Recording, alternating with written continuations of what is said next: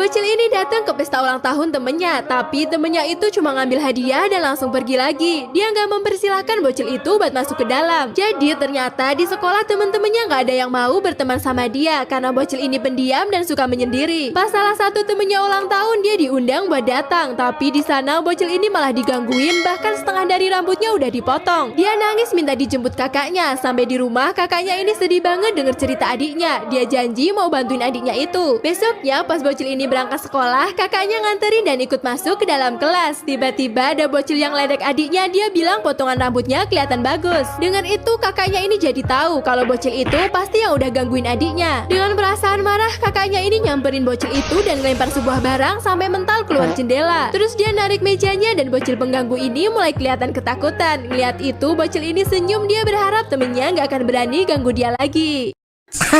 Sini Mio. Kak, itu kuburan gak boleh diinjak. Punya kaki buat apa nggak nginjak? Terserah deh. Bangunlah. Berhenti. Ini di mana? Kuburan. Kok aku bisa ada di sini sih? Karena kau telah menginjak-injak rumahku. Tidak. Tolong, hantu pocong. Ma, sebentar lagi kan hari raya. Kita kapan nih beli baju lebaran? Gak ada baju lebaran. Lagian baju kamu kan masih banyak. Udah pakai aja dulu yang ada. Iya, Ma. Woi, lemes amat lu. Hah, gimana gak lemes kalau tahun ini gak dapat baju lebaran? Anjir, senasib kita coy. Kalian pada belum punya baju lebaran ya? Iya nih, Ai. Yaudah, kalau gitu kita cari sama-sama yuk. Kalian tenang aja, nanti gue yang bayar kok. Kalau gitu aku ikut juga ya. Aku juga belum punya baju lebaran. Pick me banget anjir sama pacar orang. Besti, lu nggak? Sabar. Lagi puasa jangan emosi.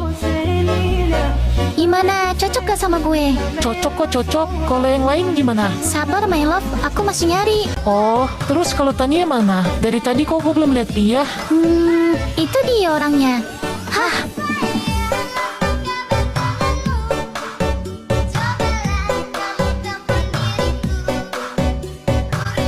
Tolong, anakku butuh uang berobat. Dia hanya pura-pura.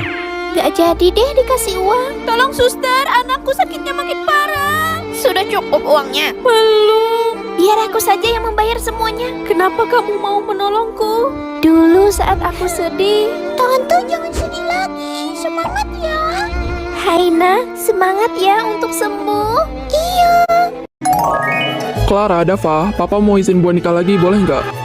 Boleh-boleh aja kok, Pak. Gak boleh, pokoknya gak boleh. Aku gak nerima orang asing di rumah ini. Clara, tapi... Terserah papa aja deh.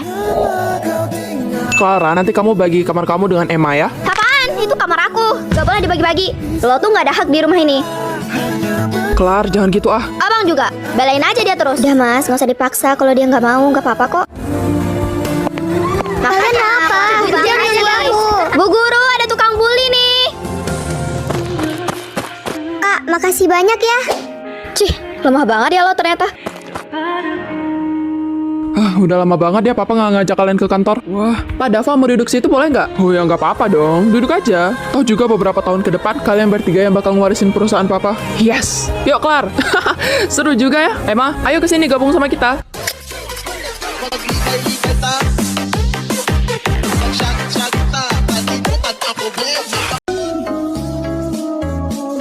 Apa lihat-lihat?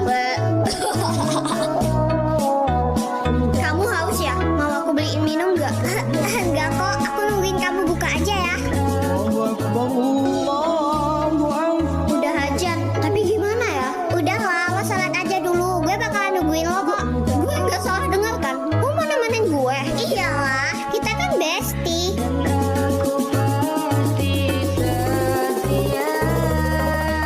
Assalamualaikum. Neng, kamu nggak ikutan sholat ya? Nanti kamu digosipin loh.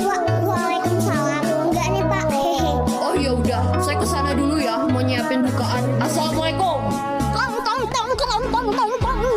Akhirnya buka juga. Sebelum makan kita baca doa dulu yuk.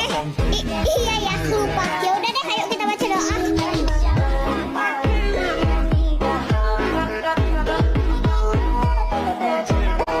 Cewek ini ngerasa wajahnya kurang cantik. Makanya dia ke klinik kecantikan buat operasi plastik. Bibir, mata, hidung, pipi, semuanya dioperasi. Semua diubah. Dan pas beres nih hasilnya, dia puas banget. Sekarang dia lebih percaya diri karena ngerasa cantik. Sampai suatu hari dia kenalan nih sama cowok ini. Bahkan sampai akhirnya mereka berdua menikah. Hidupnya bahagia banget deh. Apalagi nggak lama cewek ini udah hamil. Cowoknya udah siap-siap nih. Pasti anaknya bakal cantik atau ganteng. Karena mereka berdua good looking kan. Tapi pas anaknya lahir, wajahnya malah persis kayak si cewek pas sebelum operasi.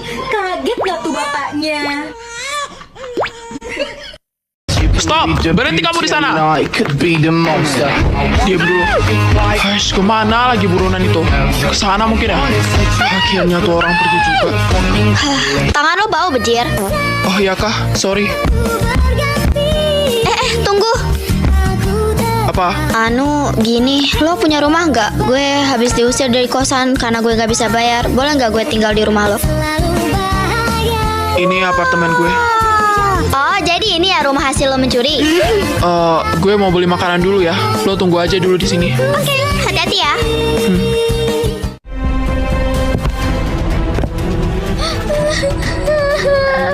Serahkan dirimu ke polisi atau gak di sini akan kami tembak.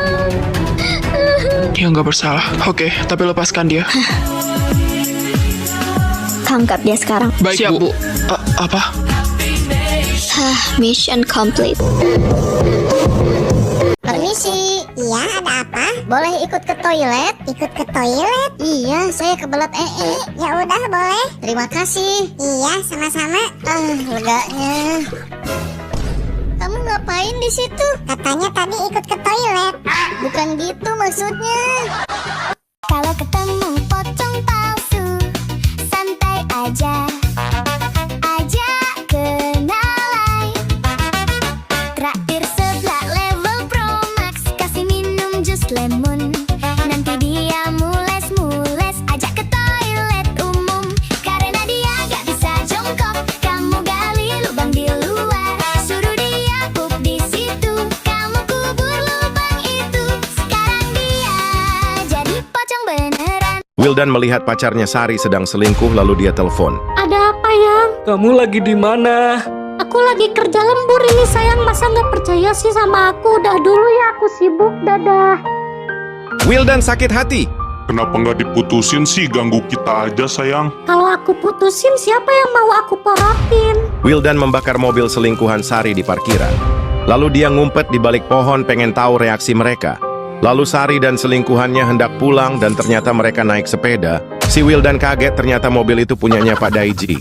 Cowok ini punya pacar yang badannya tiba-tiba jadi mengecil. Karena bajunya nggak ada yang pas, jadi cowok itu nyuruh pacarnya berbaring di atas kain bunga-bunga dan mengukur badan cewek ini buat dibikinin baju. Sekarang perlahan cowok itu mulai menjahit kainnya. Pas udah jadi, ternyata baju itu kekecilan, nggak bisa dipakai sama sekali. Terus cewek ini inget kalau di rumahnya ada baju-baju kecil yang mungkin muat di badannya. Dia mulai keluar bawa tas besar melalui celah jendela menuju ke rumahnya. Tapi karena badannya terlalu kecil, anak tangga di depannya jadi kayak rintangan yang susah dilewati. Setelah perjuangan panjang, cewek ini sampai juga di kamar dan ngambil baju bonekanya yang ada di kotak. Sampai di rumah cowoknya, tiba-tiba cewek ini lihat ada maling masuk ke rumah. Dia berusaha membuka HP buat minta tolong. Belum selesai ngetik, maling itu datang. Dia langsung pura-pura jadi patung. Untungnya ada telepon masuk di HP pencuri. Cewek ini buru-buru nyalain musik yang kenceng buat nakut-nakutin para maling itu.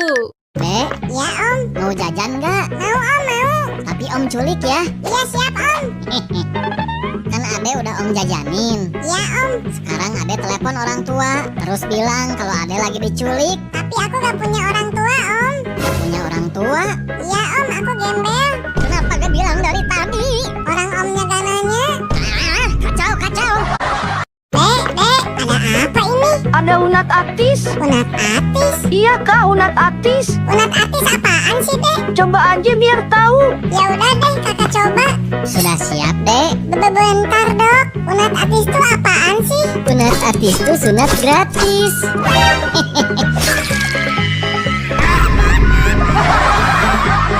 Jangan batal puasa, Haina! Hentikan! Jangan makan! Kamu harus kuat puasa! Waktunya lama sekali, Ma!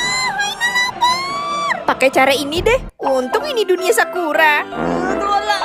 Waktunya berbuka. Nah,